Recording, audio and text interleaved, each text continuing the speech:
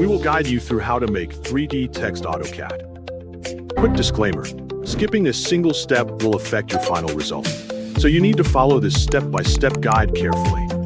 If this guide helpful, don't forget to like and subscribe. First, don't forget to comment if you still need our help or want to ask something, and we will reach you as soon as possible. Second, begin by opening AutoCAD and clicking New to create a new drawing. Change the workspace to 3D modeling so the 3D tools and commands are available. Type the text in the command line and press Enter to start the text.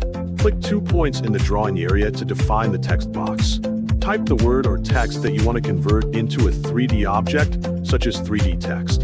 Select the text and adjust the text height from the text editor to achieve the size. Choose a font from the text editor, preferably a simple font that can be converted clearly. Close the text editor and make sure text is positioned correctly. Select the text, type text in the command line, and press Enter to convert it into line and arc objects. Type region and press Enter to convert closed text outlines into regions. Select closed text outlines and press Enter to create regions. Type union and press Enter. Then select regions belonging to the same letter or text and press Enter to combine them where possible. Next, type extrude and press Enter to give the text 3D thickness. Select the text regions or combined objects and press Enter.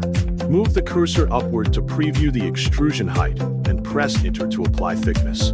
Use 3D to rotate the view and inspect the 3D text from different angles.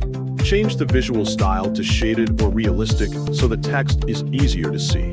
Select the completed 3D text and change its color and properties. Finally, review the model to confirm the letters have the correct shape, height, thickness, and appearance. Save the completed drawing by pressing Ctrl+S and give the AutoCAD file an appropriate name.